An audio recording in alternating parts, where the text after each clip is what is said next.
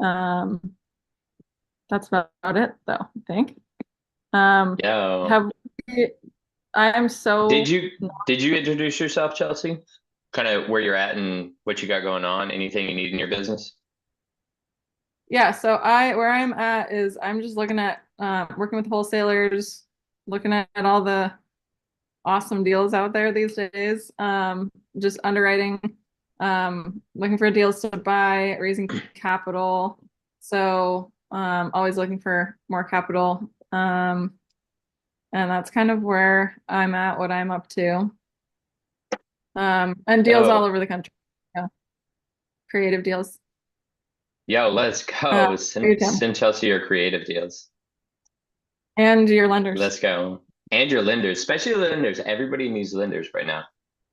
So I'm Tim Smith. I'm up here in Maine. I'm finishing up a big project right now, and then I'm going full guns head. I think that's a weird euphemism, but we're gonna go with it.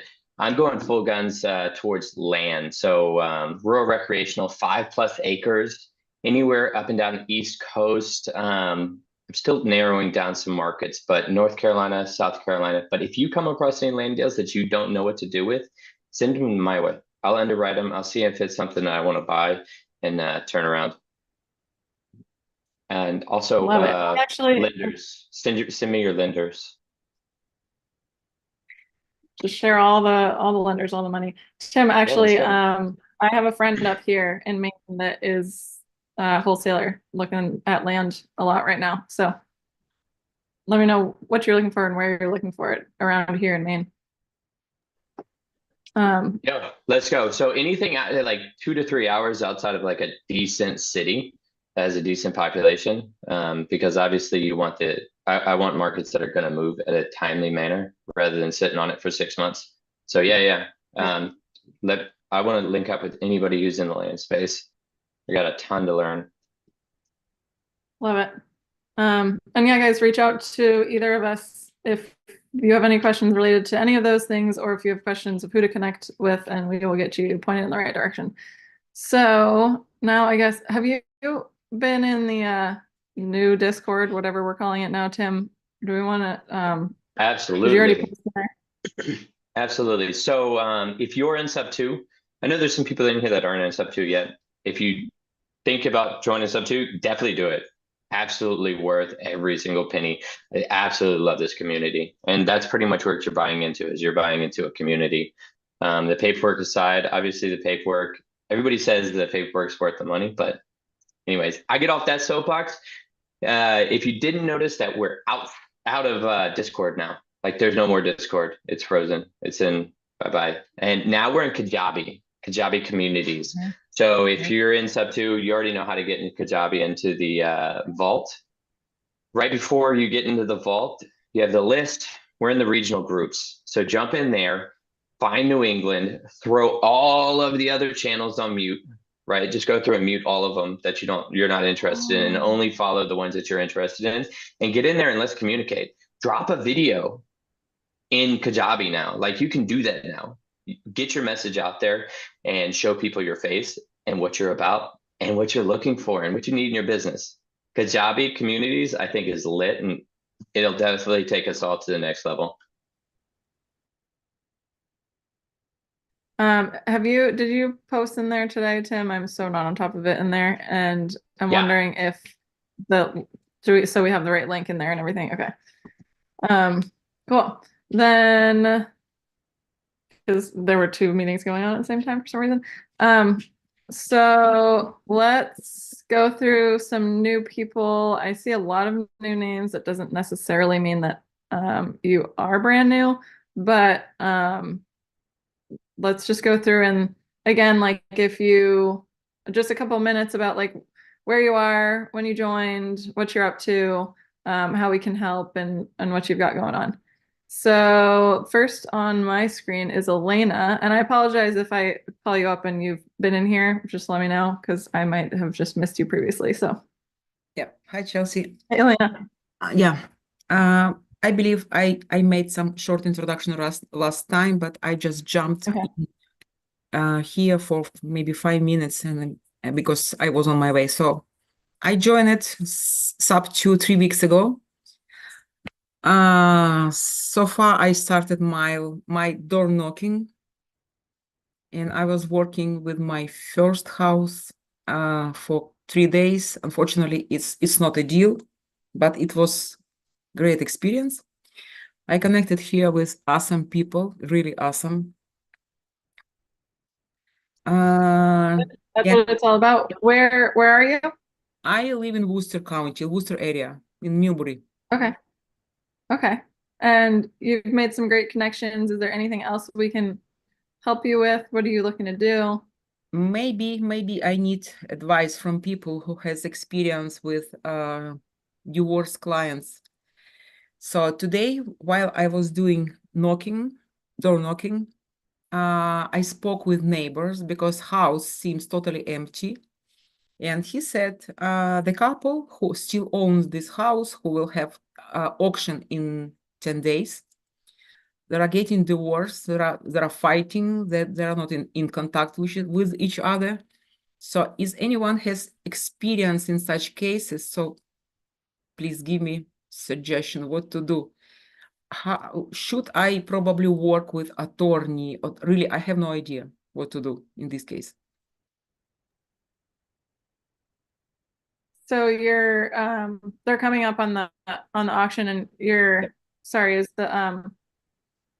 you're looking to see how you can push it back, or I think I missed Is there that. any chance to contact such homeowners if they are going through divorce process and they are not in good relation with each other? So how usually you guys make such a deals? Is there any chance to work directly with a attorney? Absolutely. Yeah, you're talking about a divorced couple that is potentially getting rid of their house. Is that what you're talking about?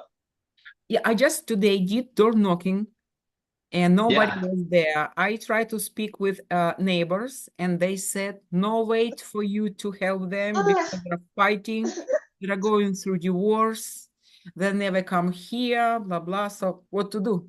I'll tell you exactly what you do. So there is a free way that you could do this as well, right? Go to your county website, look up the address, and then you can get whoever's on whoever is paying the taxes on the property, right? They give you a name, they give you an address. You can use True People Search or something free like that, unless you have batch leads. Batch leads, it's really easy. You just put the address in, and it spits out a mailing address. It spits out all their contact info. I'm sorry, guys. He's a little bit fussy right now. Give me 2 seconds. Oh, Um, Okay, so but yeah, link up with me after this. I'll go through how to actually skip trace an owner so you can reach out to them directly because divorce, that's a big pain point, right? yeah, They're going through an issue. They own a house together, so there is a good chance they'll be selling it. Whether they want to sell it at a discount, that's just a conversation, right? So yeah. reach out to me after this. My phone number is on the screen. Okay. Thank yeah, you. his phone number's on there. So, um, Mario, I see your hands raised, but I'm gonna skip you for now because we've got a couple speakers on here, and I want to get through the new people. If you want to like throw something in the chat, because I assume you have input on the situation, maybe we can connect with Elena that way. Appreciate the input. Um, Thank you, Elena. Welcome. Sorry I called you out again when you introduced yourself last week, but way to take action and um, welcome to the community. Who else is new so that I don't call out people who I just missed last week or something like that? Jeffrey, are you kind of raising your hand over there? Oh, you're muted. There we go. Can you hear me? There you go. Yep. So my name is Jeff English. I joined Subto with my son, who's a college freshman at UConn. He's studying finance and real estate. We've been in Subto since August, just before he went off to school. So basically, we've been focusing on a variety of things, doing some private money partnering in the pad split space, as well as taking on some Section 8 stuff down in Birmingham, Alabama. So we've actually last week, 2 weeks ago, we closed on another property in Birmingham. Um, Trying to focus primarily on the biggest problem that I see in real estate, which is affordable housing, right? So pad split kind of hits that, or co-living, if you will, hits that, as well as Section 8. So within the Section 8 side of things, my market is really focused on single moms, providing safe, affordable housing for single moms, as well as we focus on the HUD VASH program, which the HUD VASH program is a program that's designated to using funds from within Section 8 to subsidize housing for veterans. Okay, so veterans, people that have either become mentally disabled in some capacity, PTSD or something where they can't thrive in our current economic environment, or they're physically disabled. So my son and I have kind of been really focused on finding homes down in Birmingham and allowing those, working with the caseworkers within the VASH program to put people in those properties and lease them up, basically. So we've been busy with that. Typically our typical model there is buy them in cash, turn around, rehab them, stabilize them, and then DSCR loan to get some of our cash out and do it over and over and over again. So we've been kind of busy. I've been in Subto since August, I think I said. And I just joined Gator not too long ago as well to get more into the lending side of things. Great. Sounds And I'm like you're based out in there doing the Connecticut. thing. Based in Connecticut. Awesome. Have you connected with people in Connecticut yet? Yeah, I have Keith, Great. Ari, some of those guys. Mo, I see Mo's on here. We met up at Perfect. one of the meetups back in the fall. So yeah, we've got a few people that I've connected up with, and I've been Great. down in San Antonio, Texas, doing co-living down there, as well as I've got a place in Louisiana. And then most recently, we've been really focusing on the Birmingham, Alabama area and the Section 8 stuff. Awesome. I see you're a PMP PML. Yep. Yep, we do that. That's what I kind of got into the Gator Wonderful. thing for, is to kind of learn a little bit more about that and start doing a little bit more of that. I come from a very strong finance background in my former life. I used to work down on Wall Street. I worked for a company called Anderson Consulting, and we used to build computer systems for the guys down the trading floor down on Wall Street. So finance and numbers is not foreign to me. So lending is a lot about finance and numbers and making sure things underwriting, which is a lot of risk mitigation, right? Which is a lot of what we did down there. So my son's kind of dragged me out of retirement to kind of start this journey with him. So it's been fun. We've had a good time. He's learning a ton more than he is up at UConn. But I told him they might have a Yep. team that's got a shot at the Nationals. So enjoy it for what it's worth. Absolutely. Yeah. Well, would love to connect with you more on the lending stuff. Absolutely, if you're up for it. Absolutely. Yeah. I'm gonna put your number in my phone. Yeah, for sure. And let's connect. Well, appreciate it. Welcome. And good to meet you, Jeff. Perfect. Yeah, that's super dope. I love that you're going in business with your son. Yeah, he's Yeah. been That's my pretty awesome. right-hand man in my current family-based business. We own a dog kennel. I'm a professional dog trainer as well. So Bro, what don't you do? well, What I don't you retired do right right? now? I semi-retired. See, I had twins 19 years ago. Okay. And that kind of forced me into making the decision. Do I want to work the 100-hour weeks down on Wall Street, or do I want to do my own thing? So I decided And to do work 100 hours a week. 100 hours a week on my own thing instead of down there. So That's it's one of it, those bro. things. Semi-retirement, not really, but it That's is what it awesome, is. man. Good for Yeah, you. it's- Good for you. I'm definitely excited to hear more of your story Yeah, as you progress to this. That's dope. yeah. I'm Awesome. excited. I'd love to connect with you also. I have a friend who he aspires to do more with so I'm a vet, he's a vet. Okay. He wants to aspire to do more for vet housing, Yeah. right? More affordable housing for veterans or veterans That's who are ex- homeless. So I would Yeah. love to connect with you on the side. So I'm gonna steal your number and I'll text you later. Absolutely. Yeah, it's a huge program, and my Awesome. son and I are really dedicated towards it. Because I tell folks the words veteran and homeless should never be in the same sentence, right? Amen. So that's kind of the way we're looking at that. And I'm trying to instill some good focus in him instead of it's not all about the money, it's about solving problems, right? Exactly. Absolutely. 100%. Elena, take that down. It's about solving a problem. Yeah, exactly. That's how you get a deal, is there has to be a problem. So just solve it. For sure. Thank you, Jeffrey. Thank you. All right. Who else is new? And I see a few people that are new faces to me, but all right. I see you've raised your hand. I am not going to butcher your name. Unmute yourself and tell us what your name is and Yo, what's try. Go going for on. it. Go for it. Everybody that does that to him. Okay. Hey, what's up, Prathamesh. man? Yeah, that is correct. Yeah. So Awesome. yeah, my name is Prathamesh. I just joined Subto last week. So I'm just Yo, let's go. learning. So yeah, just trying to connect to new people. So yeah, and I live in New Jersey. You're in New Jersey. Dope. Yeah. Dennis Yasko's in New Jersey. Dennis Yasko knows his business too. You should definitely get in his circle as well. Yeah. I Congratulations. met with Welcome him to the yesterday. family too. Oh, that's dope. He's a good guy. Yeah. Definitely. Yeah. He even gave me like a first deal to work on. So Bro, that was he's been nice. flipping for like 10 years too. He's got like 100 businesses. He's got a ton of businesses. It's crazy. That's dope, man. So you just started your journey. How has that been for the past week? Oh, we're losing you. We're losing you, bro. Thing.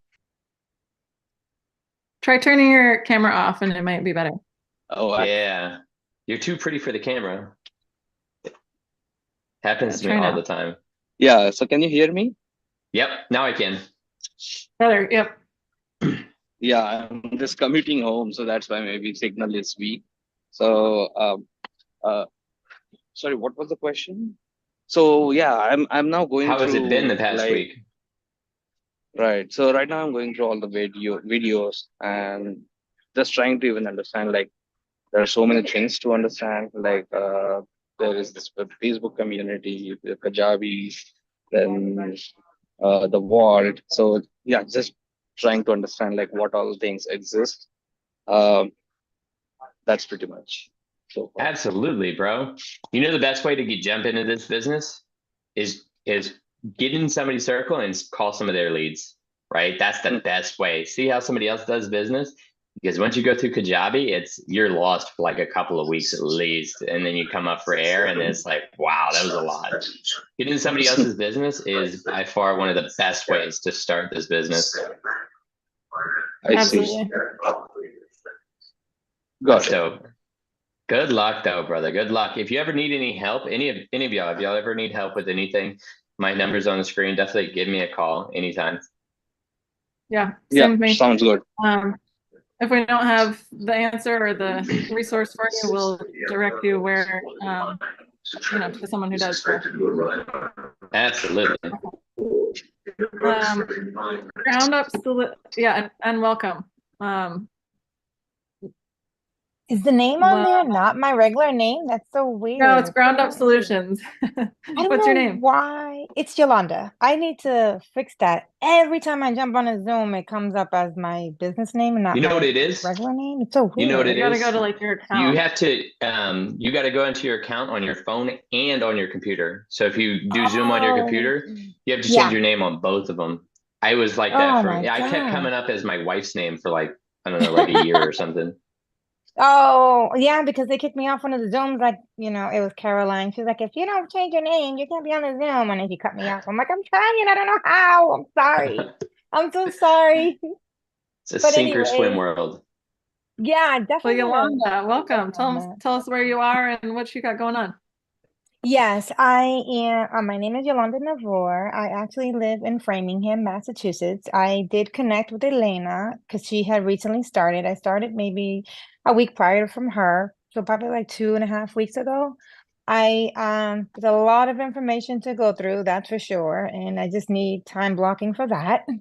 And because right now I do virtual wholesaling in with a different partner in Indiana, and now we're pivoting into North Carolina because she lives in Virginia, but she's not a part of SUP2. But my other partner is, and we have a business called Ground Up Solutions, which we just launched in December, which actually helps businesses with their business structure and be able to create business credit. And then we have over 200 lenders, which we're able to, have them walk through a portal and be able to gain that, down the line. But at this time, we're doing a burr in Providence because she lives in Providence. And we're actually looked at 2 distressed properties to try to burr them and keep them to have 11 total doors. But we're just going through finding PMLs through a different mentorship and trying to make sure we have funding for those deals.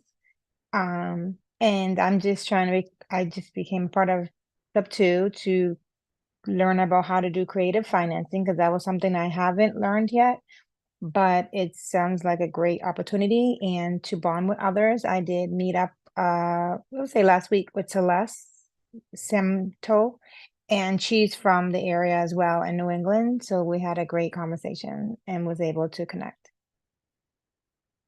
Awesome. Sounds like you had a lot of great things going on. Oh yeah, I have other things going on too. So I'm super busy and trying to become, I left the W-2 in November, basically got laid off. And I thought that was a blessing in disguise where I can be able to do real estate full time because I'm part of different other mentorships on top of Sub2 and be able to grasp the opportunity to have financial wealth and be able to have generational wealth in the future for the kids. Yeah, well, Great. amen. Especially with those burr properties. Those are Yeah. challenging right now. I'm in one right now. Oh, are And you? it's so much fun, but it's like nail biting the whole time.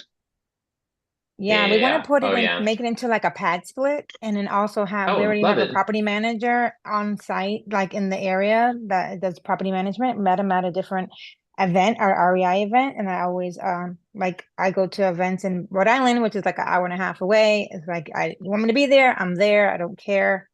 I'm always showing up and making sure that I connect with people because you never know your network. Your network is your net worth in the long run. Oh my So you just God. never know who you're gonna meet. That is no lie at all. I was literally texting with a friend of mine that I knew back in high school about like his $1 million eel business. Now he's like, Wow. he has to tell the state of Maine that he lives in Maine for 6 months so he can get so he can buy more eels up here. It's like, Wow. This is a great yeah, opportunity. it's an interesting opportunity. I have no idea about eels, but we'll find out. I have no clue, but absolutely, your network is definitely bigger than you actually think. People don't realize that they take that for granted, but there's a ton of people that you know in your past you reach out to and add value to their lives, and I'm sure that they can add value at some point too. Yeah, I It's even also have a no. 17-year-old son that goes to high school, and I tell him, tell your friends about, creative financing and being an entrepreneur. I'll let them know about Pace Morby, bring them all on board. So he's like out there, being that bird dog for mom. Like, yeah, my mom does this. You want to come over and talk to her? And I get them on the phone, and they're all inspired. I'm like, yeah. Yo, that's dope. You're gonna have a bunch of high Amazing. schoolers bringing you leads. I love that. Yeah. That's dope. Okay. Thank you. Welcome, Thank you. Yolanda. Thanks for sharing. Thank you so much. Yeah. Happy to be Let us here. know if we can Excited. help with anything. I'm happy for Absolutely. y'all, Thank for you. all of y'all to be in here. This is dope. Yeah, I've been feels like everybody's been like hibernating for the past like 4 or 5 months since winter started, and now it's time to get back to it. So yeah, it's really great to see everybody out here today. Absolutely. Oh, All right. I see the man of If the there's any hour. other, yeah, if there's any other new people, I think we're going to jump into, we've got John Luca on here and he's going to dive into stuff. So want to get into it, but if you're new, either put, where you are and what you've got going on, what you need in the side chat, or we'll come back to it later and give you a chance to introduce yourself. Yo, so this is John Luca. He is the new king of the North. I'm telling you, this guy is going crazy up here. He's starting to flip. He's been wholesaling for John. Well, I'll just let you introduce yourself, John. What's up, buddy? How are you, man? Oh Yeah, man, we just already have silently kings in the crushing. north, yeah. But man, Tim, thank you so much for your leadership. Same thing as Chelsea, my main family here, and a lot of the new people. There's a lot of faces that I haven't seen. I've got so many things going on usually on Thursdays, but this is one of those events. I'm actually just finished up with a guys' men's meeting, and there's some prayers and a couple of meetings that goes on Thursdays. But I miss you all. I see Jonathan over there, Mario, a whole lot of people that I've missed. But Courtney, so many people. So I'm so grateful for you guys, though. Tim, for consistency. And I can't even actually recognize you because the last time I saw you, you had a long beard down. So it's like I'm like, who's this guy? Uh, but yes, same thing with Chelsea. We haven't seen each other in physical in a while since we were last went to Texas, I believe. But I'm so grateful for you guys once again. This community is amazing.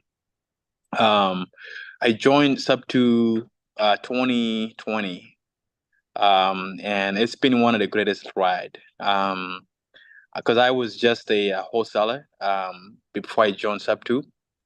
I was a wholesaler. We only basically wholesale in Maine, and we were pretty successful about it. Me and my partner Billy, and we like to call ourselves, the biggest wholesalers in Maine. That was the time that that was what we knew. But then, I started meeting people in the Subto group. I think one of the people that I met first here in the Subto group was Zahid, and he was like, he was only doing flipping and I was only doing wholesaling. I'm like, bro, why are you not wholesaling? And because I thought it was the best thing. And then he started showing, I was showing him, $40,000, $50,000 checks. He started showing me like, $120,000 checks. I'm like, man, I've got to do some of what you're doing. And so I remember actually Courtney was there one of the time that we met up at his property in Westbrook, and we shared some goals and some things we wanted to do. And some of the goals were to get into flipping, fixing and flipping. At that point, I was just getting into learning how to flip, learning from the community, obviously. And so, me joining this community helped me learn what other people are doing because in the past, I was trying to learn from other people, but nobody was willing to give information for free.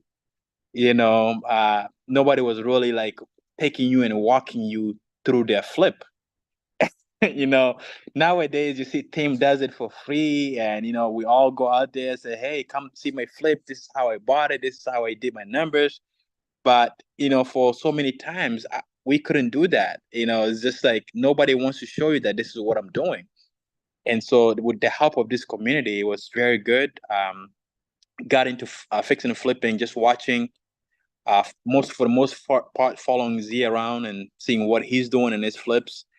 And because I was already a wholesaler, which made it easier, let me just say that I am still a wholesaler. I still do wholesaling. I do virtual wholesaling in about 3-4 states. I mean, North Carolina, South Carolina. We just got a property under contract in Virginia. Now and there, we get things like in Vermont, but our main state is Maine, North Carolina, South Carolina. Just a little bit about myself. I'm a dad. I'm a youth minister, and I love to work with young people, giving value, giving back in that area. And so I love to serve my church in that way. And so real estate is just a vehicle for me to be able to do that. Today I'm a full-time real estate investor. Starting from wholesaling. And now we've journeyed into a lot of things. We're doing about 5 to 7 properties at a time, which can be a lot of headaches, especially when it comes to fixing and flipping. Sometimes you really don't want to be there, but when you're a wholesaler, you get really good deals. You know, you're doing your own marketing, you get good deals. And sometimes you're just like, oh, I can take another one. Oh, you know what? This one is too good for me to pass around. You know, I can take another one. And so um, that's what I was just on a call with Tim the other 2 days ago. It's like, man, you know, fixing and flipping is great. The income is great, but the amount of headache that it comes with. But just to keep it on track, we right now, I'll just share some of the challenges, some of the things I'm doing, and some of the challenges that I'm facing. And then maybe we can leave a Q&A. So past, 3 years down the line, I am now in a fixing and flipping, which I mentioned that we're doing about 6, 7 at a time, 5 to 7 at a time. Right now, I am in a place where Tim is a little bit. I have 2 properties that I'm looking to refinance. One in Old Orchard, which I think some of you have seen. We bought it on the market actually, and it happens to be really good. We bought it on market, listed for 490. We got it under contract for 380. It's with the help of Keith, who is a good friend of mine. That's why I love this community. When this property came up to me, I ran to Keith. I'm like, Keith, can you give me some numbers? Because he's our Airbnb expert guy. That's why you have to use this community. So he ran some numbers. But notice before that, I had dreams and goals to buy and hold some Airbnb short-term rentals. And actually I really had goals in Old Orchard. So people come in a business, right? And most of the time, like, what do I do? I'm in Subto now, but it's just you having, okay, this is what I want to do. So I had the vision that I wanted to own some Airbnb midterm rentals. And so when that come up, we bought it, renovated it now. Now we're looking to refinance. I spoke to Tim. I'll be doing a walkthrough on that. We did a walkthrough before it was renovated. So we're doing another walkthrough where it's already, renovated. Now we're looking to turn into duplex, getting some final, appraisals from the city, approval from the city to make that happen. The other property that I'm working on now, it's the property we bought in Wyndham. Same thing, midterm short-term rental. Those are the things that can be really hard because you're holding costs, you got time in it, especially when you got hard monies. And so that's kind of, that's where I am. A lot of the challenge for me is, paying holding costs, just having money sit. And as you know, fixing and flipping in the wintertime is even way more because you got to pay for heat, you got to pay for snow removals, a lot of those things. And so those are some of my challenges. But we do also have 2 other flip that is on the market. So I mentioned that we do about 5 to 7 flips at a time. And so as some are selling, we are putting more on in the market. Me and my partner Billy have one that we renovated. It's on the market now. And then we also have another one that Zia and I did together. We found a property together. I did a couple of videos on my social media on. We found it together. We bought it for 150. We put in about 120, and we actually just today we got a contract. We're signing it's going on a contract for 415, which is is a great deal. It just took us longer. And on top of that, me and my partner Billy are doing 2 more flips. One in Sanford, which we are halfway there. We just bought another one, really ugly. We bought it for about $67,000. It's once we put in about 100K in there, we're gonna be reselling that property for about 307. So with all this going on, it's great. I feel like it's a great success because I finally got to the ends where I wanted to be at. Last year alone, I think we did probably I believe we did about 10 flips last year, fix and flips, which was great. Income was great. but you face so many challenges, so much struggle, so much challenges that comes with fix and flips. And so just to keep it short, how we do our flips, we don't hire our own, we don't have our own contractors. We only subcontract. And that's how we're able to do so many flips at a time. We have each maybe one contractor may be able to take one or two jobs. For the most part, we have one contractor in each different jobs. And so when we have a few projects all working at the same time, they all finish around the same times and they all go in the markets. Like right now, we have about 2 going 3 at the same time. And so with all of that, I really give a lot of the credit to people who have helped us so much, which is this community. Like I mentioned, people like Z, people like Keith, people like Tim, when I need some help. It's just this community that really is the one that helped me to get to where I wanted to be at. And so I'm super blessed to say that. And so challenges is that, like I said again, flips are very, as Jonathan is there, Tim is there, flips are a lot of struggles, a lot of, things you're gonna face. I love wholesaling. That's why I still do wholesaling. We wholesale not 100% of everything out of Maine, but everything, 90% of 90% of the things that we get, deals that we get in Maine, we typically take and flip it ourselves. We're looking to come back to about maybe taking about 50 to 60% and then wholesaling the rest. Because we're now looking into getting into commercial real estate and building the wealth part. Fixing and flipping is great, wholesaling is great, but you're not really building wealth. And so we are now beginning slowly. We're learning process. We're investing into mentorships to first put our fix and flip into automation, meaning we have project managers, we have people that can handle our stuff. Same thing with wholesaling. We've hired, cold callers, we've hired acquisition managers to deal with, the wholesaling operation. So we're looking to do the same thing with our fix and flip. And then once we do that, we can now, peacefully, I would say, begin to focus more in commercial real estate and, owning,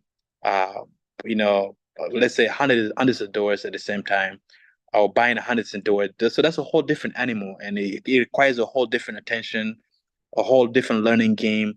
Maybe the marketing might be the same, but the acquisition of it's totally different.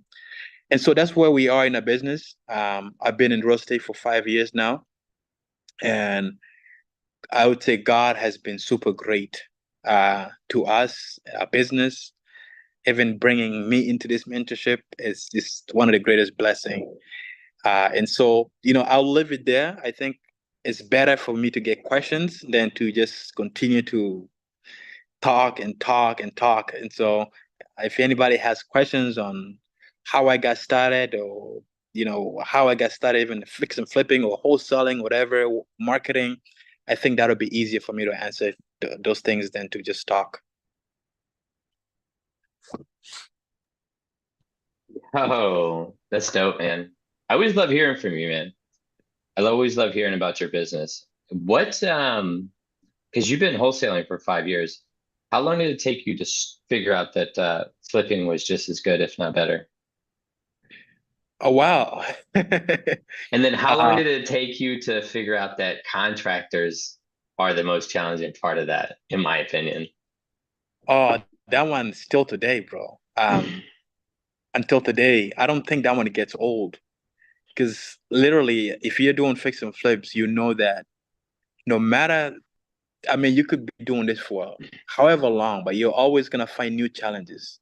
You're always gonna find new challenges with the contractors that you get. And so that will always be there, but it's just the management of it. It's how you handle them. And so I'm still learning. I'm learning a lot. But I would say that I am 100% better at it now. Because I remember that 16 Madison Street was one of our first fix and flip.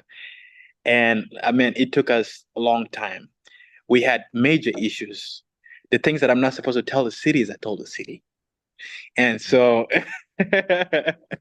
and we had issues with contractors, you know, contractors that we didn't manage them well. I have to take the responsibility that I was working at that job. I was working my regular 9 to 5 at that time, and I didn't manage my contractors while I would come after work, and they were taking my job as a hobby, you know, after they finished their kind of stuff. So it took us about 6 to 8 months to finish that thing. It was a scary part, but it's for a reason. Now we scale the system because we went through that, and so it's a blessing in disguise, I would say. Absolutely. Absolutely. I've burned like 30 or 40 grand on contractors alone, just this project. So definitely understand that. But What there's kind a of light at there. systems? Oh, sorry, Tom. No. Do your thing. So, what kind of systems have you put in place since then? Like, I know you learned a ton on that project, and we went and saw it a couple times, if it's the one I'm thinking of. And what kind? I know, yeah, I remember it. And so, what kind of systems have you put in place since then from everything that you learned on that project? Well, we have really learned to go through our contractors, because you know the last time when we first got our contractors, it was mostly about the price, not really the work that they've done. And so we learned that, you know, if you're gonna hire somebody first, is, you know, we actually even paid them some money down. You know, those are some of the worst mistakes that we did. And so when there's nothing controlling them, they have money. So a lot of things we change is that first, you know, we don't pay you until um, you do a percent of the job, 50% of the job that we give you, and then we pay you. That's one. The other thing is, obviously, when we start a new job, in a week or two, if we see that you're not meeting our goals and expectation, we tell you, we sign the documents that we're going to pull you out of that job right away. And so those are some things that we put even in agreement that, hey, we're giving you this contract, but this is what it is. This is what you see. Nothing personal, but if we have to come to that, that's what we're going to do. And so those are just a little bit of stuff that we put in. I'm still looking to hire a project manager, which is one of the hardest part of the business, is because you want things to be done exactly your way, and finding somebody who would look at it exactly how you want it. Like Tim has a way you wanted that house that you built, that you renovated now. It looks beautiful. You had a way for it to look like this. And every project, you always have this thing that you want this one to be like this. So to give that off, it's a little hard. But that's the part that we're working on, is so that we can scale from that part, from being maybe 5 to 7 to 10 project, is that we need a project manager that would know everything, you know, how to manage those people, at the same time see the vision that you see on those projects. So we've done a lot of it, but there's still a lot of stuff to put on. So the biggest things, Chelsea, to answer you is, yes, it is that property that you mentioned. You came there a few times. And but we did. The good news is we walked out of there with money, and we locked it up right. And so walking away with that, he taught us that we should always, when you're gonna lock up deals, if we were gonna only make 50K, we would have been in big trouble, because hard money fees and all of that stuff, it would have broke us. But because we locked it up right, it worked out good. Even though we lost a lot of money, we still worked out with it. But we learned a lot of the stuff with contractors and the systems that we need to have in place. Yeah, that's Yo, awesome. I'm curious. So you don't do you do 50% when half the, or you pay 50% when half the job's done. What do you do about materials?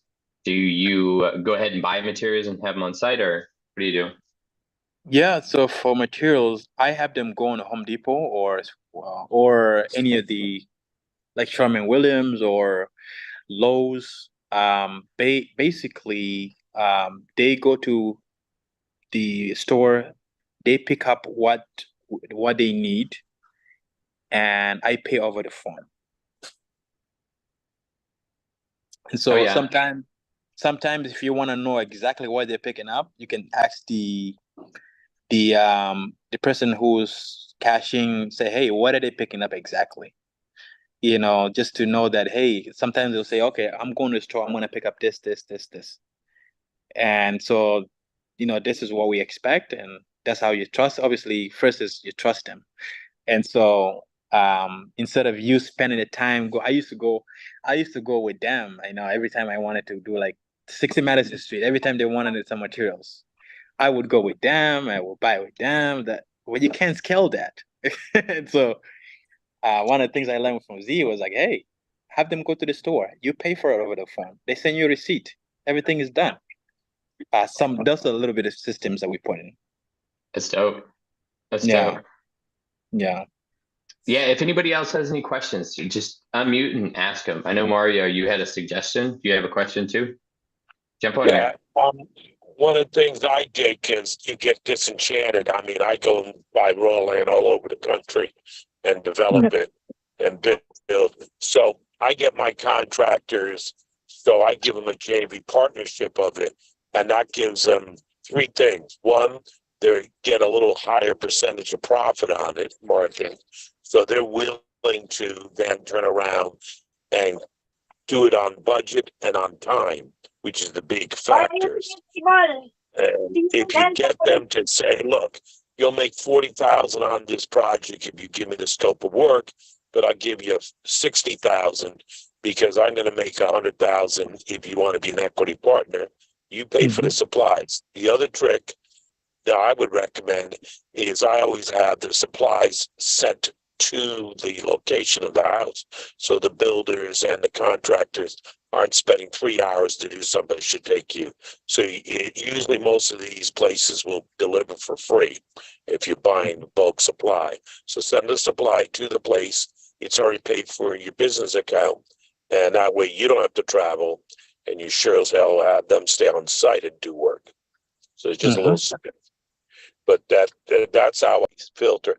I can have three contractors being my equity partners, and that's three partners that I had doing it, and I can check which ones are keeping the honest.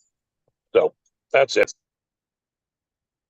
Yeah, thank you, Mario. Dope. Yeah, that's great. Absolutely. They do deliver some especially when you're buying in bulk, they can definitely deliver everything into the backyard, which saves you a lot of time, a lot of energy, so much. And so, but I like that other thing that you're saying, partnership.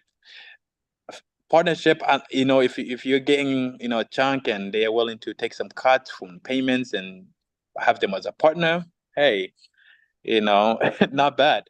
So yeah, but yeah, as contractors is just about the trust, because you know, if you don't trust them, you may say, hey, what if they buy this? What if they buy materials for a different job? Or what if they, you know, cheat you whatever way? So you really have to trust them. Yeah, it's a relationship, right? It's just like anything else in this business. It's a relationship. You have to build relationships. You got to kiss a lot of frogs to get your contractor, right? Also get your SKU, make sure you get your SKU number, and you can do it anywhere in the country. My SKU works at Lowe's or Home Depot, anywhere in the country. I don't It's know the what my same friggin' SKU thing. is. I think I lost my SKU. I'm not sure what mine is. Hmm. Oh Yeah. yeah. If anybody has any questions about wholesaling as well, Oh, wholesaling is absolutely. I've got one question about your wholesaling business. What does your business look like? Who are you using for cold calling?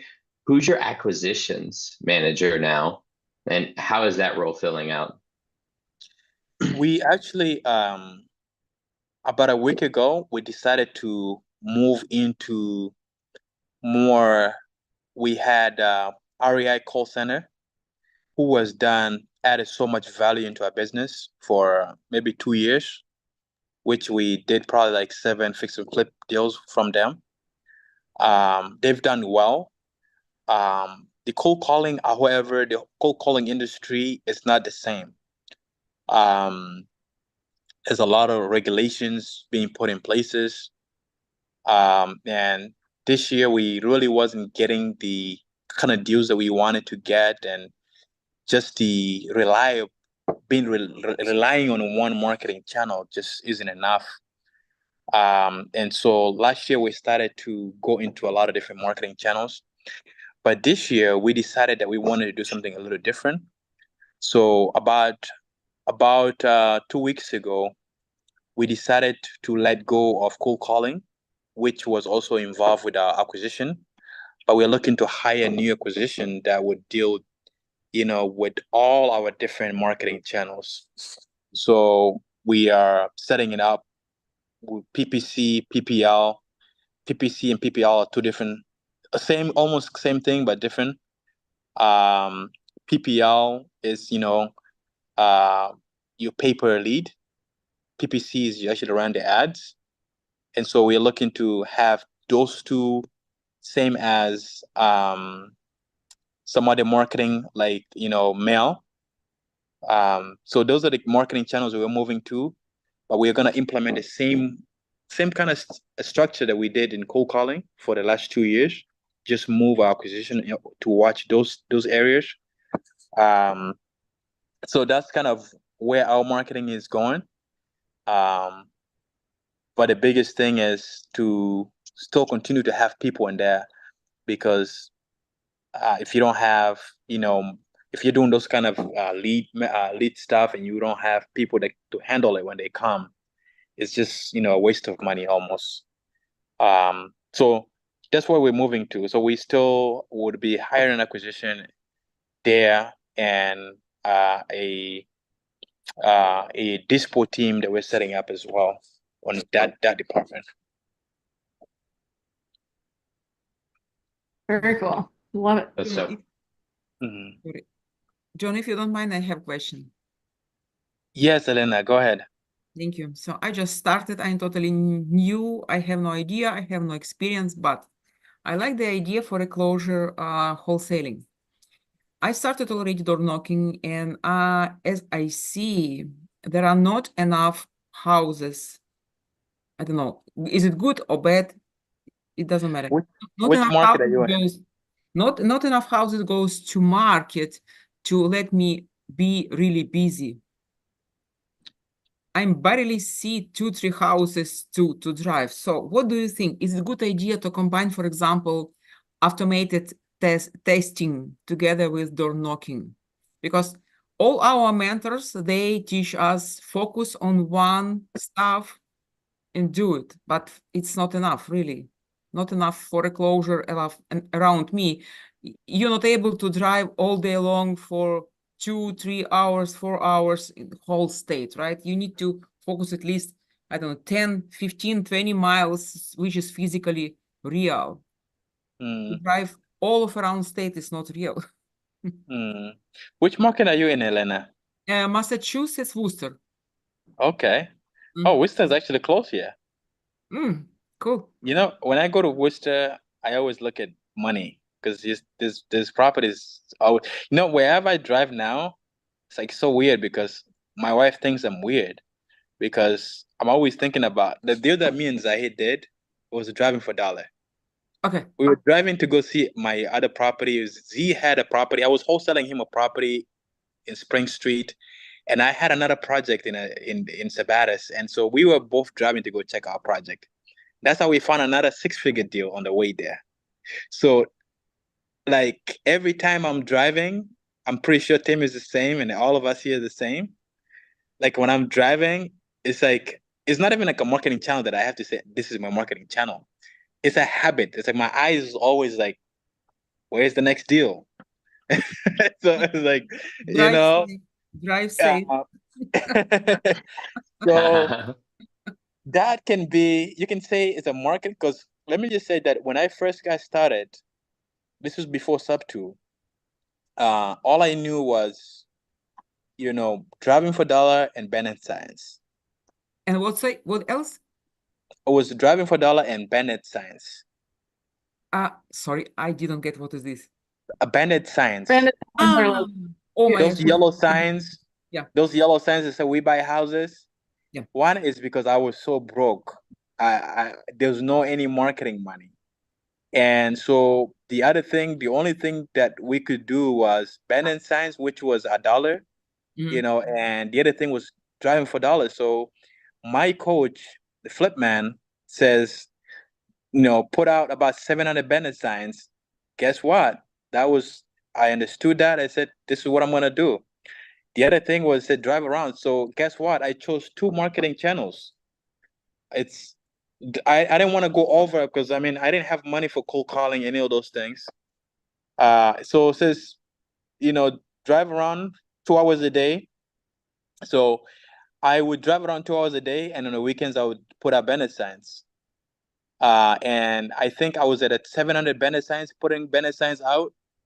Finally got my two contracts out of Bennett signs. One was from driving for dollar, and so they both worked. But because I couldn't put up Bennett signs every day, I said, you know what? I'm gonna add an extra marketing channel that was driving for dollar, but Bennett signs was another one. So it's never too bad to have 2 or even 3. I wouldn't say go all out, like try everything, because now you're spreading yourself too thin. But I would say choose 1 or 2 that would work the best to get your first deal. And so focus on that. If it's not Bennett side requires a little bit, of hard work. You gotta go out there. I go at night because one is I didn't want, cars stopping by and honking the horns, and so it requires you to be out in midnight putting Bennett signs out. And if that's not you, that don't choose that one. you know, but find something else that you will like. Maybe JV with somebody on a cold call list that they're working on. I know Chelsea's does great with that as well. She partners with people, and you know, so JV with somebody that is doing the business already, and see if you can get your first deal through that, or cold calling. Or driving for dollar. Just Yeah, focus on those, something like that. driving for door. I even like more better, excuse me, than cold calling. I don't know. I like door knocking, but I hate cold calling. Can I I add think something in here too, yeah. Elena? Can I just add one thing too? So Sure. if you're having trouble finding enough leads or enough prospects to knock, right, just off the foreclosure. So foreclosure is just one pain point, right? Find other pain points, just stack, right? If you can find houses that have multiple pain points, that's even better. But don't just focus on foreclosure if you don't have enough data to go by, Not right? at- So you can broaden that up. Divorce is another one you can get straight from county, right? Foreclosure is another one that you get straight from county.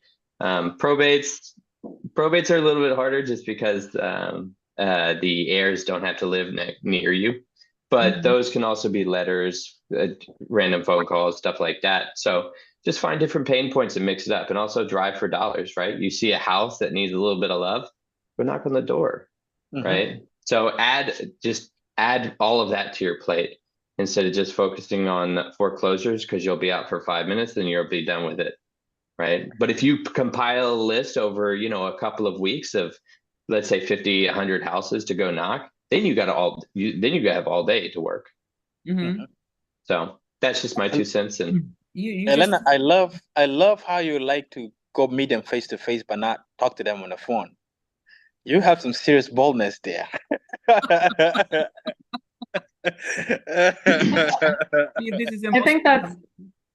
I think that's great advice from both Tim and John. The one thing that I would add is that, and I love that it sounds like you would be up for driving for dollars, and then if you're good to knock on doors, then doing that. But then when you don't get them, because I don't know if you don't like calling them, then you can leave a note on the door when they don't answer. So like something as simple as just your number and call me.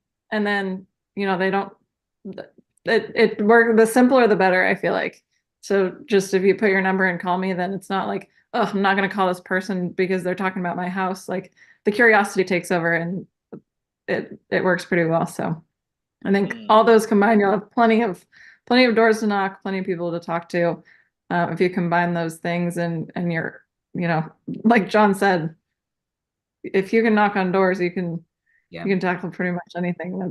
It's You'll such do great. interesting how human psychology works, how our brain works. I would never start cold calling from home, but after I do door knocking and nobody's at home, I definitely right away start calling them. I don't think I hate it. I don't think I don't like it. I just do it. It's funny. I love everything I just heard from you, Elena. That's awesome. That's amazing. That's how you take action. That's dope. I'll It's call just you after this meeting, okay? Just to discuss the Absolutely. divorce. Divorce. Yeah. Yeah, because I realized divorce plus foreclosure, this is a deal. 99% is deal. If yeah. numbers will be fine, it's deal. Just to how to get them, where to grab them from. Absolutely. Give me a It's just a call. matter of time. Yep. It's literally a matter of time because you have conquered the biggest thing that everybody else is afraid of. Everybody else is afraid of calling. Everybody else is afraid of door knocking. Everybody else is afraid of marketing. So for you to have that skill, it's just a matter of getting your first deal and making sure that you're consistent with the marketing. And skip tracing is one of the easiest things in the world too. Yeah. There's not much easier than just skip tracing. Yeah. Yeah. I'm Ukrainian. I afraid nothing. You're already there. You're already there. You just need a couple more tools in your tool belt and you got it. Yeah, I really need John, can I ask you to give me a call, or I'll call you someday, just a little bit brief advice, because I would like to learn a little bit about tools. I'm thinking about to automate texting. So if it's okay to combine everything, not just to focus on one thing. So I'm ready to go, really. Yes, I just sent my number in a group there. Yeah. If anybody has anything they heard that I said on the meeting and they didn't get it and they want to say, hey, John, I see you doing wholesaling or this, and I have question here, feel free. Thank you, John. Thank you so much. I'll take your number down as well. Awesome. Awesome. John, thank you so much for jumping on here. Is there anything that you need in your business, and how can people get a hold of you other than, did you just drop your phone number in there? Yo, are you on social media too? Where can we follow you at? I am on Instagram, Facebook, more active on Facebook actually. I have a YouTube channel, which I am hiring people to actually run for me. I think just hit about 500 subscribers. My goal is to go to 1,000. So if you, my goal is really to upload a lot of content there. A lot of the stuff that I've done, I wish I recorded a lot of them and content, document them. But going forward, I really want to document a lot of that. So subscribe to the channel, support it, comment there. If I say something, or even give me feedbacks on how I can improve on my videos. We'll love that. But other than that, I'm always looking to raise money. Always looking to raise money for the next projects. So if you are in a Subto group and you say, hey, I have money and I don't have the deals, we want to see how you do it, I'm happy to work with you, help you to go, the whole structure, how to even come out. I mean, there's already a lot of people that are doing, meetups where you learn everything. But if you need extra data, and if you want to put, there's people that I partner with now saying, hey, I have money, I want to get into doing my own stuff, and I don't know how to do it, but I want to lend my money with you. But I want to see the process while making some extra money. That is something that I'm open to as well. So anything is good. I'm also open to JVing with people who want to wholesale. And if you have deals in Maine and you want me to be a cash buyer, I'm open to it as well. I'm a cash buyer. I'm looking for more money too, and I'm looking to JV with other people who are looking to do deals together. Thank you, Mo, for subscribing to my YouTube channel. I just see it gives me instant saying that, hey, this guy just subscribed. So please, thank you guys. I appreciate your support, and I hope that I can serve you in whatever deals you bring me, you bring my way, and I can bless you back the same way. My goal is to add value, to help other people, just like this community helped me to get to this level.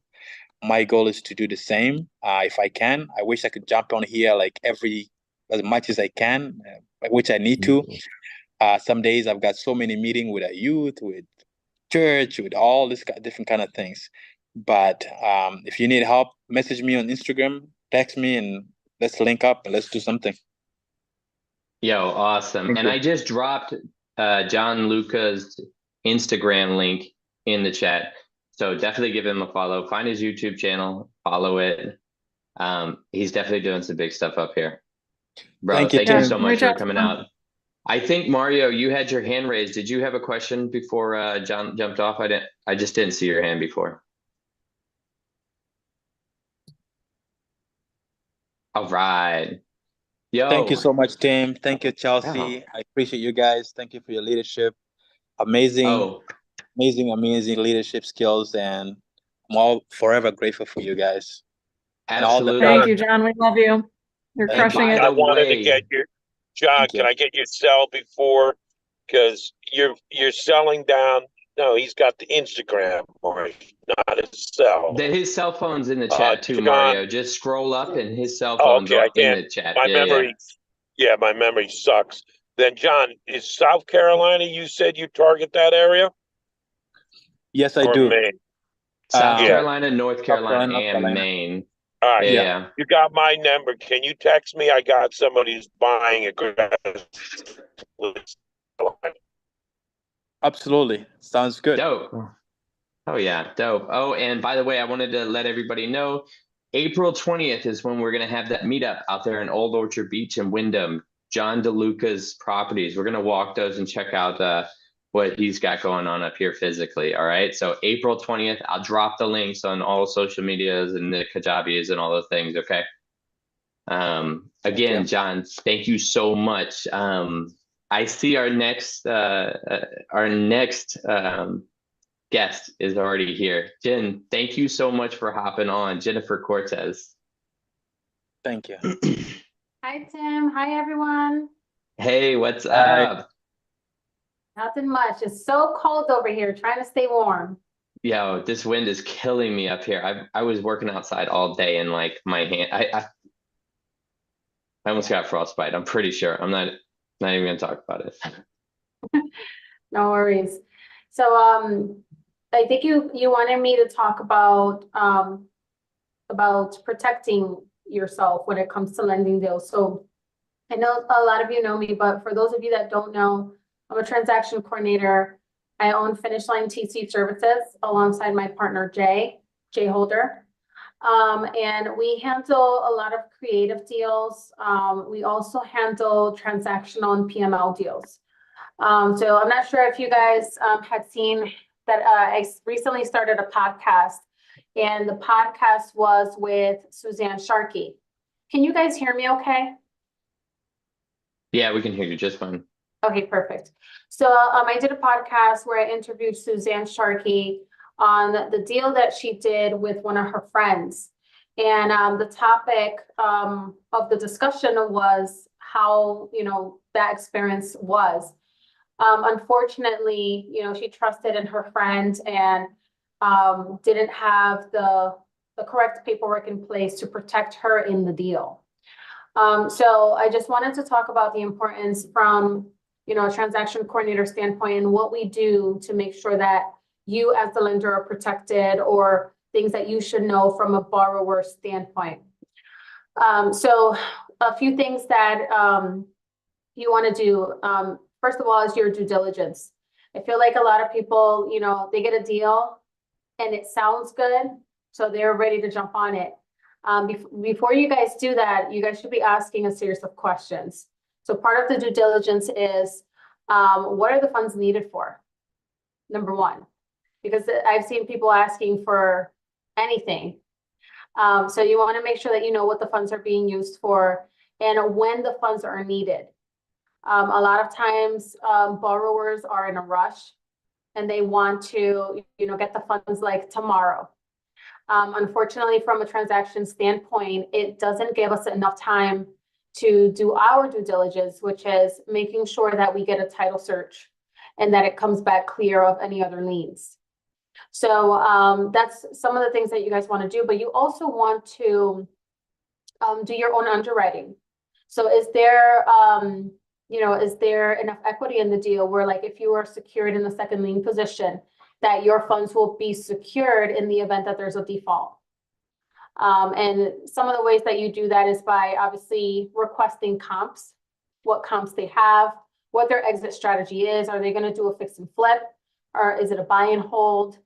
And if there's not enough equity in the deal, you guys can always ask for a cross collateral, which would be another property that they would be putting up as collateral, where you would put your lien position on there. The most ideal lien position is first lien position, of course, but that's kind of tough, especially if there's a mortgage that's in place. So the next lien position that would be okay would be second lien position. And you would only want to be in second lien position if there is equity in the deal. That's key. When you guys are also vetting your deals, make sure that you guys are vetting their experience. There's a lot of new people out there that don't have any experience and will literally lock up anything under the sun. So make sure that you guys are vetting their experience. Ask for references. It's completely, okay to ask for references. If they've used another PML in the past, reach out to them, ask for their contact, see how that experience was. One of the things that Suzanne Sharkey actually experienced was that when things got tough, her JV partner, which was her friend, stopped communicating with her. So, you guys should be having those hard conversations. If you're lending on the deal, hey, what happens if there's no communication? I think we should put a little stipulation in the JV agreement where, if you don't respond after X amount of time, this is what's going to happen, whatever you guys decide on. Another thing that you guys should be talking about is like late fees and what happens after the borrower has been late for X amount of time. So those are common things that I see in the community that people forget to ask, and we just go ahead and educate them. Something that you guys want to be careful about is, I know that's always great when you see people just like locking up deals left and right. It's great, right? But we've seen this happen before. That can get dangerous as well when they're locking up these properties extremely quickly, don't have a team, don't have, systems in place, because what ends up happening is, they lock up 5, 6, 7, 8 deals very close to each other with a whole bunch of PMLs back to back. And then they all become due very closely together. And now they're running into issues. So be very careful with that too. When you see that, there are people that are locking up deals very, very quickly, and they don't really have a system in place. So, we talked about the importance of the JV agreement. Title searches are extremely important as well. We did discuss that. And obviously, anytime that you guys are lending on a deal, you also want to have a transaction coordinator that's facilitating the process alongside with the attorney or the title company, because there's a lot of things that go into it. A lot of back and forth, a lot of communication, a lot of explaining. Even when the promissory notes and deeds of trust are written up, sometimes we need to go back and ask them to revise it. So that takes time, away from your day, away from cold calling or looking for your next property. Every PML deal has its own nuances. No PML deal is going to be the same. And, we're always that person on your team that's going to be asking for more from the borrower, just to make sure that we are protecting you as the lender in the deal. you want to make sure too that you guys are reviewing like the purchase contract. When you guys are lending on the deal, that's key. Is there an inspection period? Are they going to have time to get in there and really look at the property? If they are needing funds to, you know, do renovations and things like that, and it's a fix and flip, ask for pictures, see what the property looks like, see what their plan is. Even though you may not have a lot of experience with fix and flips, but like I saw someone, he was requesting like 30 grand to do the kitchen. And when me and the lender looked at the photos, that he actually has experience with fix and flips, he was like, you know what? The counters don't really need to be done. He said he also needed appliances, yet there are appliances in there. So now we need to ask more clarifying questions. What is this really needed for? And now it's questionable because this was the borrower's first fix and flip, which makes it extremely risky. So I think I said a lot. I'm not sure if anyone has any questions so far that I can answer. No, that was amazing. There's definitely a lot there, but it's a big subject. Yeah. Jonathan, you can ask your question first. Hey, Jen. Hey, Jonathan. Question. Are you running a title search, your own title search, even let's say, for example, I closed on it, I just ran a title search. Are you running one in addition to that, or would the title search that I just got, because let's say I closed like last week, would that suffice for you? No, if they just closed like last week, something that quickly, title searches typically are good for 30 days. But like, let's say, like I've had people say, oh, I closed on it 2 months ago. We would still want to get one because anything can happen, you know, from that time on. So we always suggest to get a new one. So within reason, that makes sense, yeah. Yes. That's actually a good question because somebody asked me that today, actually. Another fix and flipper I know also gets title insurance for their lender in particular. I don't know the mechanics behind it, but can you clarify some of that if that's Yes. actually necessary? Okay, so that's actually a good question. Think about it like this. When you buy a property, you as the home, the buyer, right? You want to get an owner's policy or a title policy, right? That ensures you that during that time that that title search was done, if anything comes up that was missed, then you are covered, right? You can, you know, put in a claim. So same thing happens when you get a lender's policy, except it covers the lender for the funds that they're putting into the deal. So I highly suggest that you guys get that. It's not mandatory. You can, you know, do it without, but I don't suggest doing that because you're putting yourself at risk. If something comes up that was missed, you're not covered under that policy.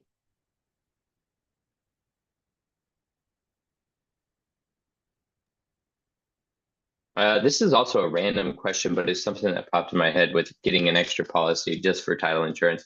Would you go as far, if it's a larger deal that you're putting a lot of money down, would you also get onto the insurance policy as well that's on the house? So if there was something that happened, you would get a payout as well instead of the contractor?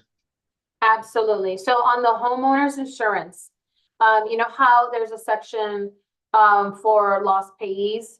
You want to get added to that as well. So you have the buyer as primary, then you have the seller as additional insured and like anything else. Just like the bank is added on as additional insured, you want to be added on there as well. Think about it. The bank is loaning money to someone, right? And so if there's a fire and the house burns down, they're going to be covered, right? But if you didn't get added onto the insurance policy, are you covered? No, right? So that's very important. And you can, you know, those are the type of conversations you want to have on the front end with your borrower. Say, listen, hey, these are my requirements. I need to be added to the homeowner's insurance, and I need you to show me proof that I was added, because anything can happen, you know, so you want to make sure that you're covered.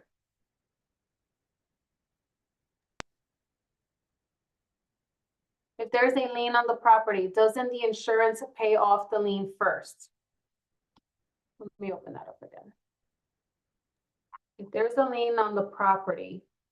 Yeah, in your example, in a case of fire, if the house burns down, just like your mortgage is in first position, Correct.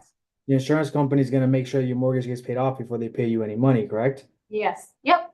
So if you're in second position, wouldn't they pay you off as well? Yes, they would pay you off, but again, that's why you want to make sure that you're getting into deals that have equity. Yeah, there you go. Yeah, that's 100%. It goes back to that, because if there's not enough equity, and because I've seen people like loan on deals with no equity, what are they going to pay you out of? Like Yeah. there's not enough there to give.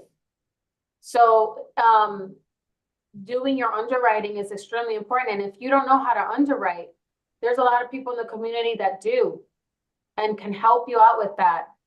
Because if you skip out on that and you just say, oh, and please don't go based off what people tell you, because they'll say, oh, there's plenty of equity in there. There's like 500 grand, and I'm over exaggerating, but I've heard people say, oh, there's 200 grand on that. Don't worry. And then like the comps that they've pulled are not even like good comparables. So make sure that you're asking for those things too, and you do your own due diligence. Don't go off of anyone's word. Yeah, Mario.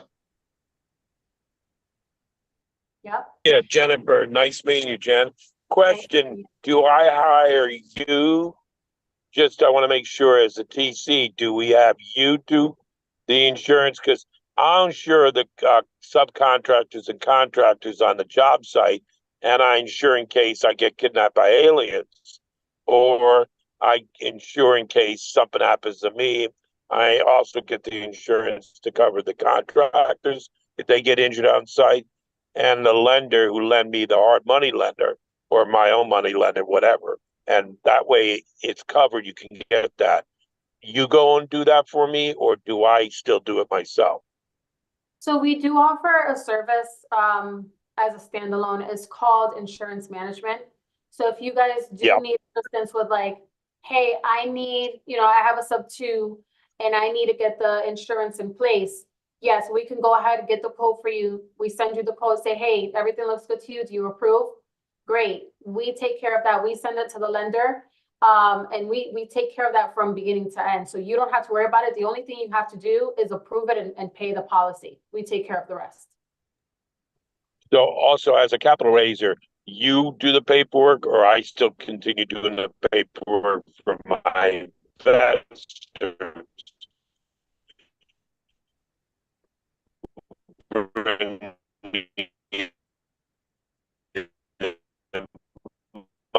Mario, you keep freezing. To do Hey, instead Mario, of hard turn your money, video they're off. bringing me the money for the rehab and Hey, Mario, acquisition. turn your video off.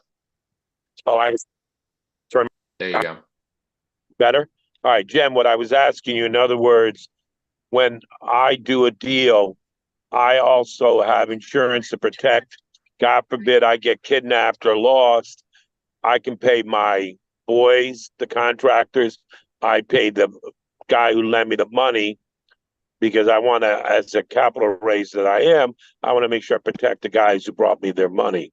So do I do that insurance, or do I hire you to continue doing that? So the person that's doing the borrowing, they're the ones that are getting the policy, right? Correct. They have to get the policy and the property. So if that is your requirement, what we would do as a transaction coordinator is go out and make sure that that has actually happened, that you or whoever else that loaned the money is on there. And we could facilitate that if they need assistance. And then you coordinate between the attorney, the closing attorney, the escrow, the EMD, and all that.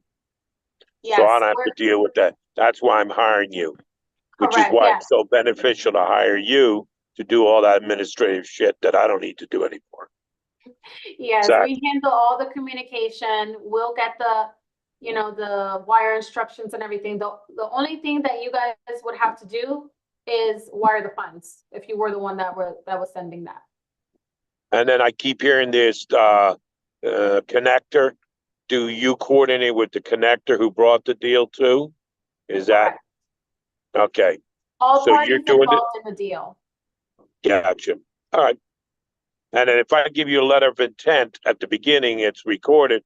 There's no ifs about my JV partner, what we do, who's responsible to make a decision within a week, blah, blah, blah, blah. That's all covered because it's got the letter of intent that you've already put in with the paperwork and you're handling. Yeah, as long as everything is clear, as far as who the parties are, all of their contact info. The only thing that we say, depending on when we're brought into the deal, right? Because sometimes people bring us into the deal a little bit later on in the process. So the only thing that we ask is, hey, loop us into the conversation. So that way, it's like giving like a verbal authorization that, you know, all parties can speak to us as a transaction coordinator, but we handle all the communication with all parties. We'll handle the paperwork as far as the lending deal goes. If that's your requirement with the insurance, we'll gather that as well. Now, Jennifer, one of the things that I'm always looking for is a season. I know you do, but let's pretend I didn't know that you can deal with a Subto attorney and the paperwork to make sure when we're doing foreclosures, I reinstate it and I do a subject to, you know how to handle and coordinate that. Correct. Okay, good. And is there a designation as a TC who does that? Or do I just ask you and filter it that way? No, you can reach out to me directly. That's not a problem. Now, Okay, I will cool. say, guys, now that we're on the topic of foreclosures. So as far as foreclosures are concerned, be very careful when you're dealing with those. Sometimes one party doesn't communicate with the other. What I mean about that is the trustee, the bank, there are so many moving parts that one party is not communicating with the other, right? So if they say, yes, this is what the reinstatement is, right? Just keep in mind that one party may have not communicated with the other, and there may be a fee that's still due even after the deal closes that was unexpected or not planned for. So be very careful with that. You always want to have some funds in reserve in case something does come up that's unexpected and it's out of our control. As a transaction coordinator, we only know the information that we are provided. So if that's the information that we're given, unfortunately, that's the information that we're given, right? So just be very careful, and when you're dealing with foreclosures, that those things can happen. Now, someone did have a question here. Ari, where did it go? Jennifer, what are things that TCs won't handle naturally? I know we talked about some crazy things of people assuming that you'll just handle. Okay, so great question.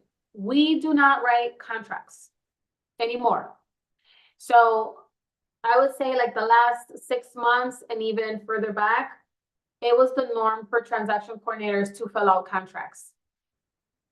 I would say from 6 months up until now, that no longer happens. You may have a TC here and there that might still do it and they shouldn't. It's very risky because in a lot of states, it could be considered as acting as an attorney without a license, okay? And we could be held liable. And sometimes like people have even asked, well, are you a licensed real estate agent? Are you this? Are you that? And we're not. Well, some of us are not real estate agents. Some of us are. But still, we're not representing you as your real estate agent. So we want to make sure that we are keeping a very clear line as to what our role is in the deal.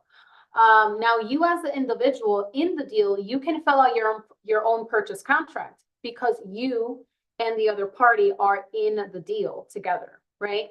So what we do as a transaction coordinator, we will review it and make sure that it makes sense per our conversation, make sure, you know, everything is straightforward, make sure that everything that you are telling us during the consultation is captured into the contract. If there's anything missing and I'm saying, okay, Mario, well, wait a minute, you mentioned that there's furniture that's going to be left behind in the property and I don't see that in the contract, I'm going to bring that up to your attention. Like, hey, Mario, it's very important that we put that in here. And when you guys are taking properties that have furniture, I highly suggest a few things because it's happened to me before on a property that we purchased. Make sure that you are specifying item by item what it is, because furniture is a very broad explanation. Furniture could be a lamp and that's it, you know, but there's so many other things. If you guys can take pictures of items or a video, highly suggest that. Because I've also had situations where sellers say, okay, well, it's furnished, but I'm swapping out the furniture for older things. So you may think that you're going to get this really nice couch, and next thing you know, it's a really old one, a beat up one, a used one, you know? So you want to make sure that you guys are being very, very clear with that in your purchase contract. Another thing that we don't do, we don't write promissory notes and deeds of trust. Again, that is an attorney task. We are simply coordinating that with the attorney or with the title company to make sure that it is correct, just like anything else. So we're facilitating that. Yeah, so that's on things that we don't handle. We also don't negotiate. That's another thing. Go ahead, Ari. No, that was one of the main things that I was going to bring up. I feel like a lot of people, especially who are just getting started, will have that first conversation and they'll agree to some like really very basic terms. And then they say, great, I'm going to hire a TC and they can figure out the rest. And it's not the TC's job to negotiate or to renegotiate or anything like that. Right. So don't have that upfront conversation with, especially if you're newer, hire a TC that has done whatever kind of transaction you're doing before and have that conversation like, hey, what are you planning on doing and what do I still need to do, so that you don't get to the finish line and the TC's like, I didn't get any of this information, or this is what you originally told me and you guys have changed the terms of it. But have those challenging conversations up front. Right. Yeah. So when you guys, and sometimes I hear that people will be like, oh, I think, I think I should lower the amount that I'm giving the seller. Can you go and tell the seller? No, we're not. That's still part of negotiating, right? Because what's going to happen when we go and tell them, hey, the buyer wants to decrease your, the money that you're going to get. Now they're going to ask questions. Now they're going to want to go back and forth. And we're not that middle person, right? So you guys can handle that directly with the seller and then just let us know. We'll take care of the rest. We'll do the addendum. We'll have everybody sign, send it to the title company, and everyone's happy.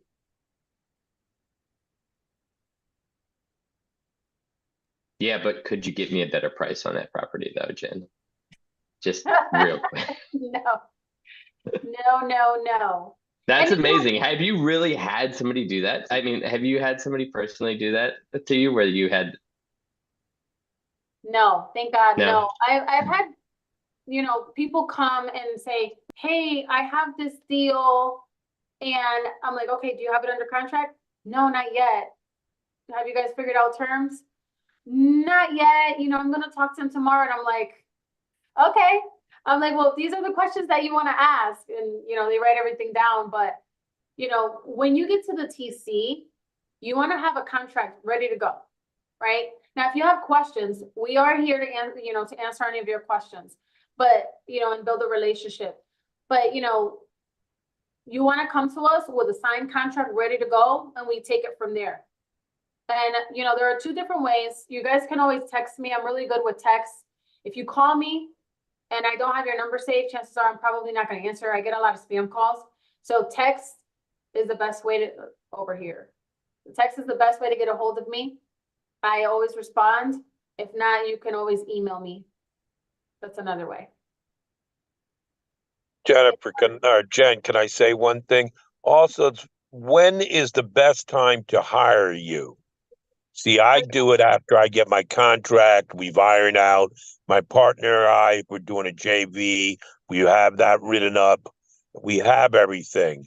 I don't want you. You're not my negotiator. That's my job. Mm-hmm. Yeah. So when can you tell for the newbies because it's my first week doing this too. When would you hire you? Yes. So when you get that signed contract, you let us know. Earlier is better, right? And the earliest time I would say is when you get that contract. Because if you wait later, I have people that will reach out to me and they're like, hey, I have a deal. Oh, great. When is it closing? Tomorrow or next week. And this is what happens, guys. If anything that's closing in less than 2 weeks, there is a rush that's added on there, a rush fee. So if you don't want to spend the extra money, bring us into the deal earlier, because it also helps us understand the process and understand what's going on here, right? When we're thrown into the mix later on, there are so many moving parts that now we got to figure out, okay, who's the wholesaler, who's the seller, what do we need? Has, the title search been started? So now we're scrambling to get everything done and make sure that it's still closes on time. And there may be things that haven't even gotten started. There may be things that still haven't gotten started because there was no TC involved. I hear this all the time. Oh, we went ahead, opened up escrow, but escrow is moving really slow. And that's part of the reason. There are a lot of title companies, I will say, that are starting to lean more towards they will not work with anyone that doesn't have a TC. We're seeing that more and more because that is causing issues. They're getting burnt out by investors calling, sending things over that are not, put together, not in order. So we are going to be seeing that even more and more as time goes on.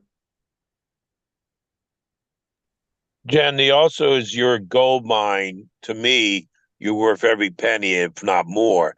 So my question is, do we have a meeting? I like it when I introduce you as my TC to the rest of the group. Here's the attorney that's going to be in the group. Here's, the different players. And the homeowner even gets to know you because you're asking them questions. So is there an appropriate time that you recommend that meeting? Like I said earlier, is always better.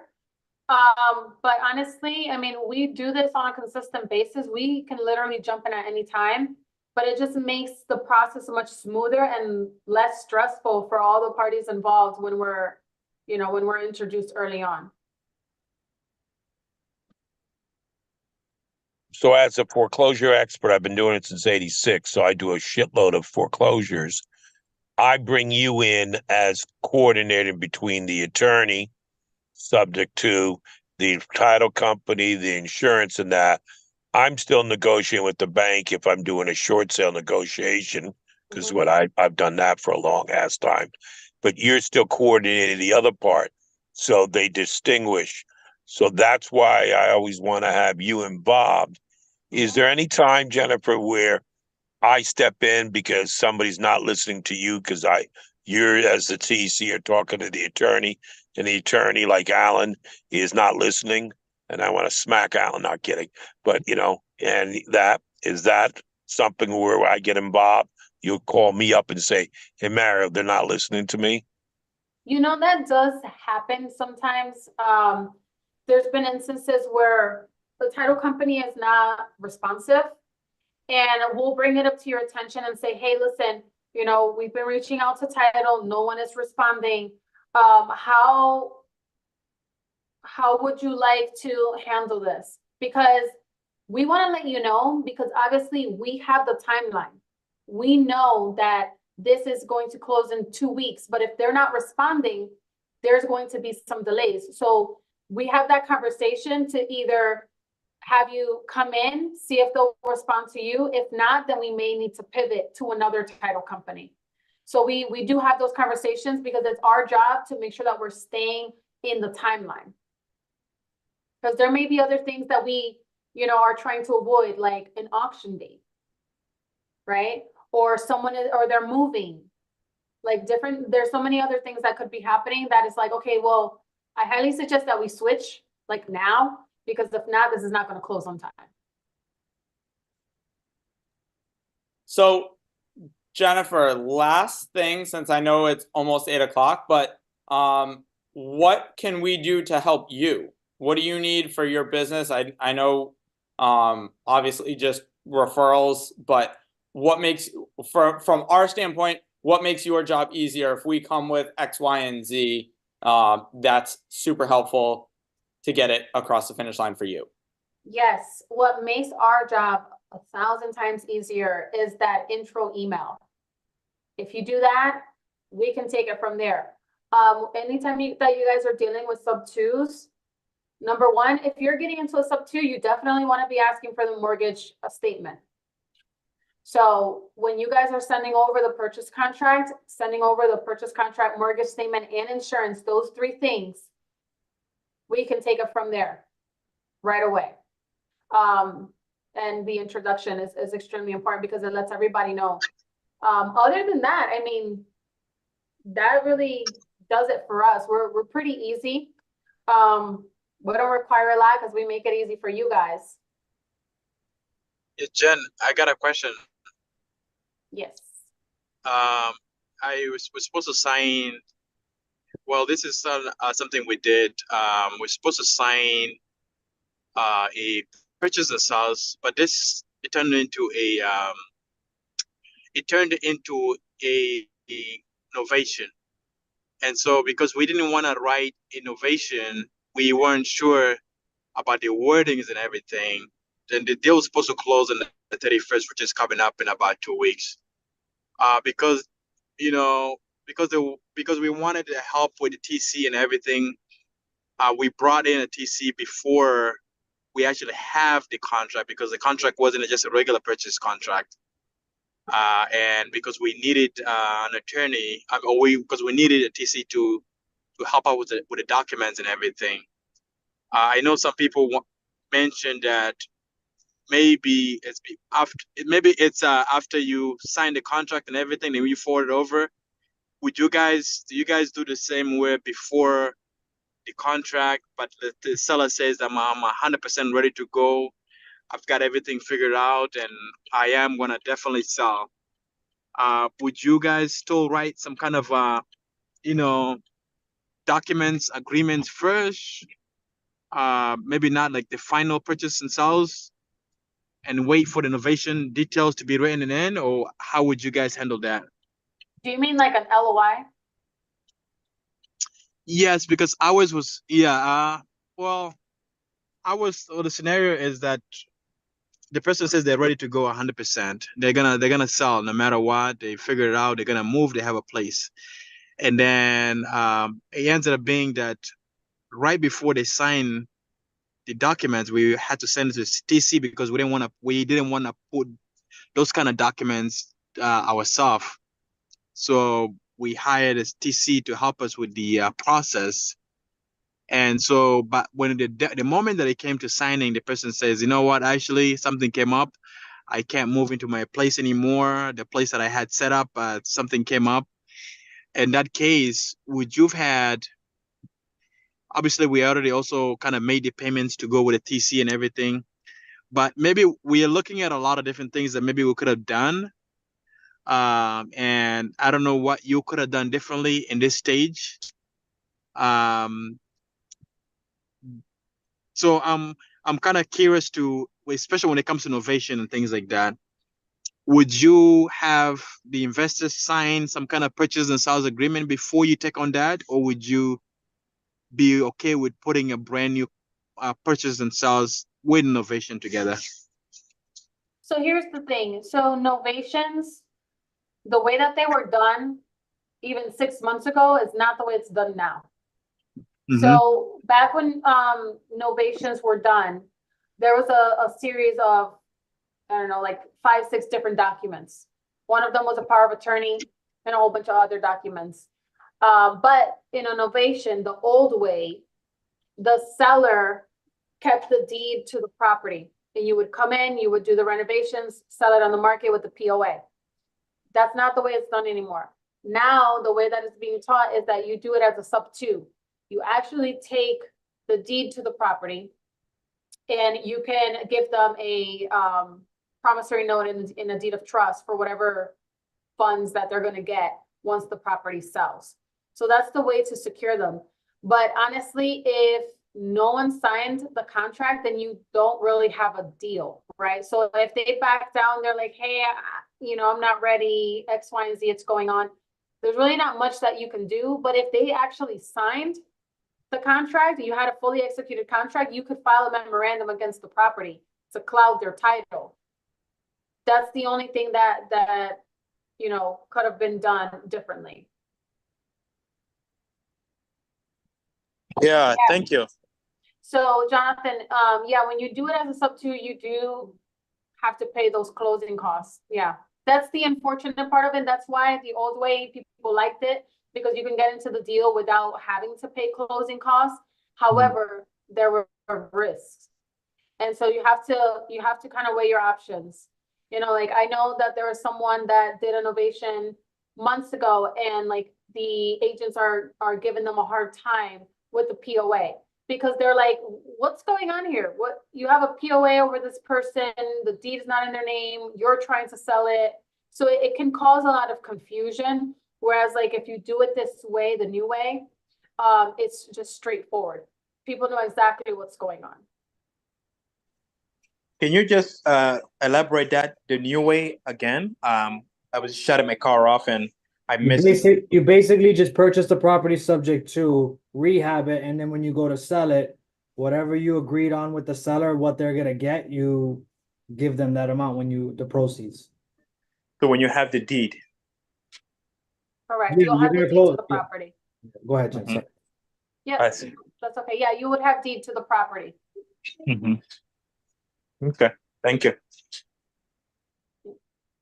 And I Let's mean, do one more thing from, I know Karina had her hand raised, so let's get to that and then we will jump off. Sorry, I didn't mean to again. no, that's okay. Where's Karina? I don't see Hi. her. Oh, there she is. Hello. How are you? Nice to meet you. I just wanted to know if you only do creative, or are you open to other like conventional, mainstream, boring real estate transactions? We do it all. We do it all. And we're actually going to be branching out to do more businesses with our business with real estate agents as well, to traditional deals. So we do it all. PML, Gator, creative, cash, all of it. And I think who was it? I think it was Steve maybe asking about the idea of like on pricing to kind of average maybe idea of how much things cost. Steve, am I? Yeah. Yeah. So you guys can always visit our website, because it depends on quite a bit of things. The type of deal, what state is it in, when is it closing, what other components are involved. But like if we were doing like a sub two is 1,200. It's 50% upfront, 50% at closing. Thank you. Yo. Last thing that I wanted to add really quick, we also do offer post-closing services. So when you guys close a deal, don't forget that there's other things that need to happen. Insurance, getting all those paperwork sent to where they need to go, the power of attorney, change requests, all of those things. We handle that for you guys as well. Is that more for sub two transactions or any transaction? So that's for sub two, but we also set up utilities as well for other deals that don't have to do anything with sub two. So we set up utilities and insurance. That's really dope. Y'all are one-stop shop now. Just Yes, everybody here, y'all need to go ahead and go to Jennifer Cortez Instagram and YouTube and give her a follow. And y'all should definitely take down her number. So whenever y'all get to that point where y'all need a TC, definitely reach out to Jen, especially if you're thinking about lending money. Please, for the love of God, if you're thinking about lending money, talk to an attorney and talk to Jen. Okay, guys? That was great. That was really great. Thank you, Jennifer, for jumping on here.